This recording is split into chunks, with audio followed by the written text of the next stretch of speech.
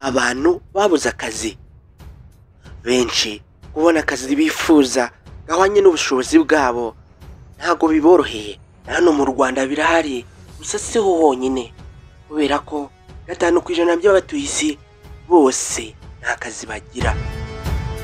Isi ituwe n'abagera kuri miliyari 8 barenga, gusa abagera kuri miliyoni 400 bose nta kazi bagira kandi bafite ubushobozi bwo kugakora.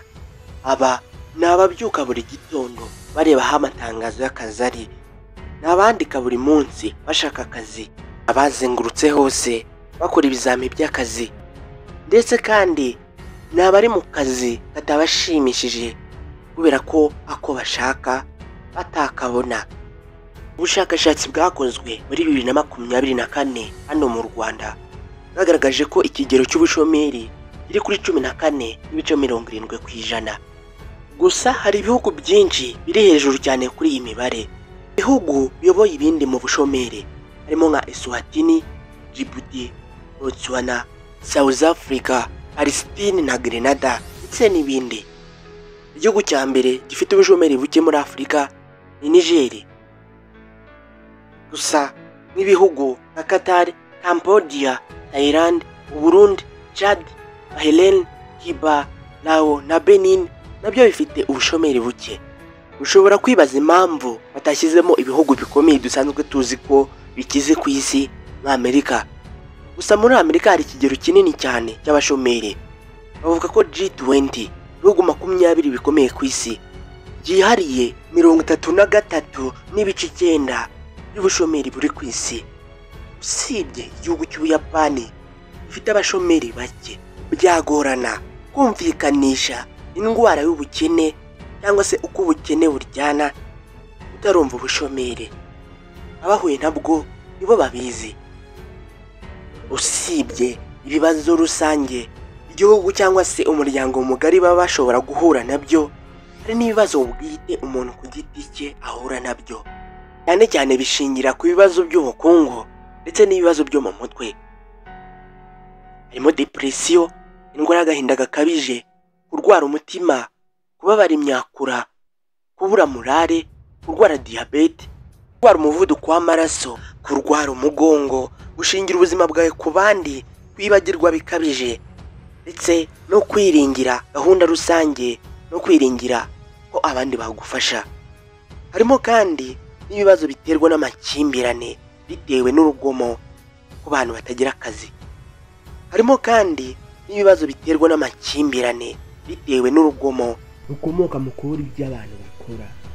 Naho ingaruka rusange zihurirwaho n'igihugu cyose harimo kubura ibyashara ku bacuruzi ndetse no kubura ibyo abantu bajya guhaha kubera ko n'ababikoze bahari. Kwiyongera kw'ibyaha, kwiyongera kwa fraude no gukora ibikorwa bitemewe, kwa ruswa, gusubira inyuma mu iterambere ry'igihugu, kutanoza akazi ndetse n'umusaruro muke ku bagakora. Ingaruka zo ni nyinshi ziterwa no kubura amafaranga ndetse no gukora akazi katabagenewe cyangwa se batifuza, badafitiye n'ubushobozi. Gusa uko bimeze kose, niba ukora akazi utishimiye, niba warirukanwe ku kazi, niba nta kazi ugira, ntabwo n'ubuzima burangiye, ubuzima burabufite. Ibi byaba kuri buri umwe. Bibaze ko n'umuntu wari uzi gutekereza cyane hano ku isi yitwaga Albert Einstein, wari umufizisiye, nawe yigeze kugera igihe abura akazi. None ubwo n'umuhanga wa mbere yigeze kubura akazi, ubwo ninde wundi utakabura? Nawe erega biba byumvikana yuko duheshwa ubuzima n'ibyo dukora. Niyo mpamvu benshi iyo babuze akazi kabazamura mu buzima, none ahubwo bajya mu bikorwa byo kubasenya no kwangiza ubuzima. Niyo mpamvu tutari kubura no kubategurira ibintu bigera ku 10 ushobora gukora mu gihe wabuze akazi, bikagufasha gukomeza ubuzima, ariko kandi binagufasha gutera intambwe ushakisha akazi. Cyambere abahanga batubwira nuko batubwira ko dukwiye kwitegereza isi, tukareba imikorere yayo, tukareba ukuntu ibintu bihora bihinduka, tukita ku mwimerere wayo.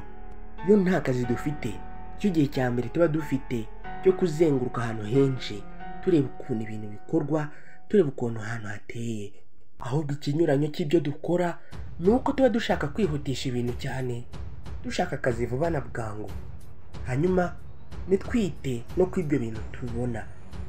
Nyamara ibyo nibyo bishobora kuduha igitekerezo cy'ibyo twakora cyangwa se aho twavana akazi. Icya kabiri abahanga batubwira tugomba gukora mu gihe nta kazi dufite ni ukwishyira ku murongo. Kwishyira ku murongo birumvikana ni ukwiha gahunda. Nubwo nabyo gukora by'agaciro ufite uwo munsi, ariko base ntuze no gukora ibikwangiriza agaciro. Ni ugukora n'ibikorwa bifitiye umubiri wawe akamaro n'ubwonko bwawe akamaro. Ibi iyo ubikora bigufasha cyane n'igihe wabonye akazi, kandi bikagufasha no kukageraho kubera kuba wifitemo disipurine.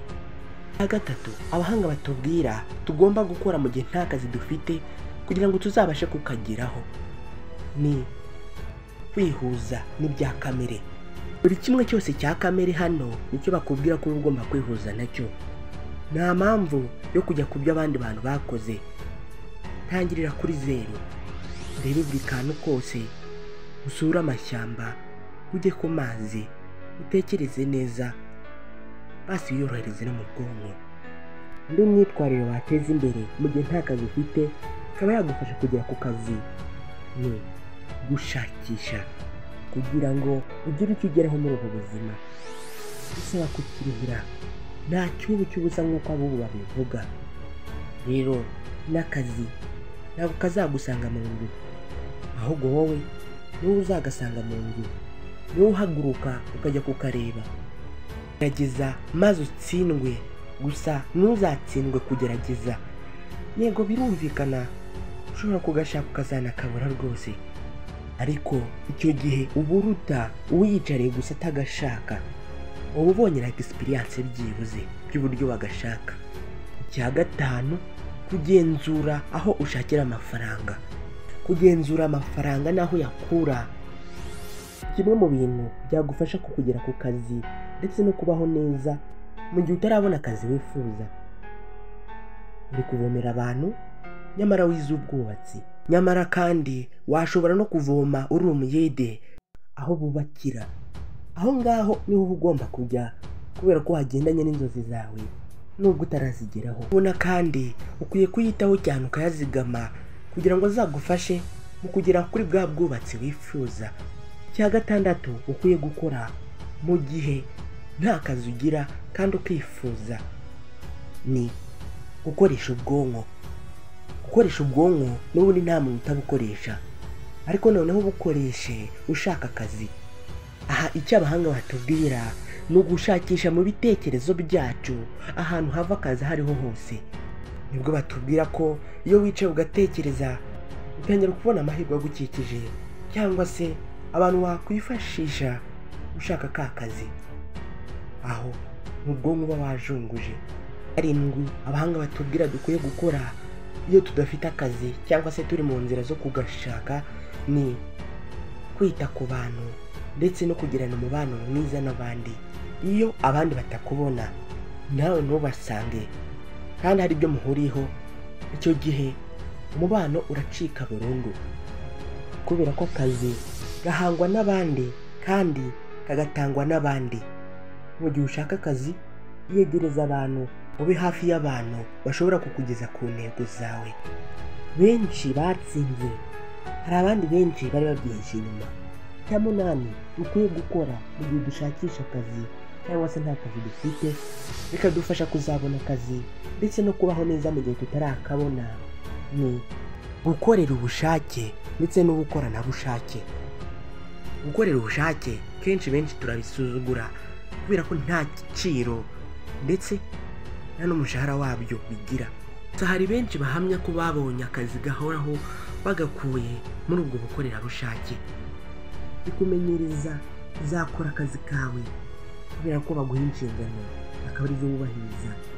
N'ubundi mu gihe utegereje akazi ibyo ukwiye kubyitoza.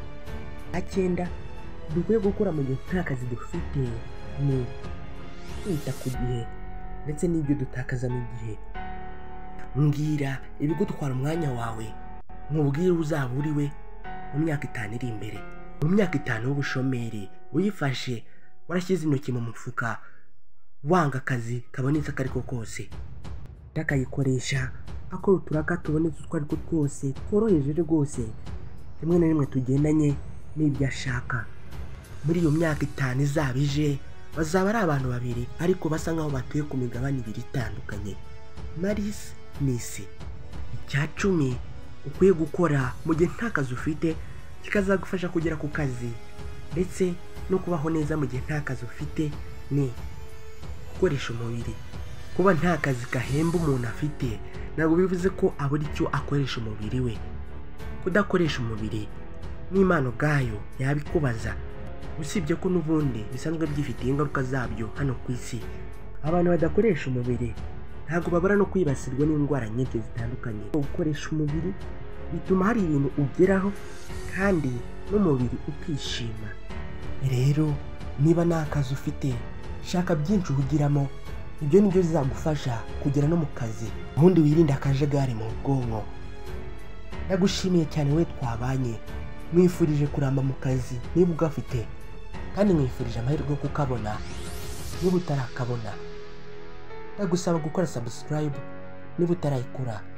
Njye nitwa Aimable Niyongera, munyemerere duhure ubutaha.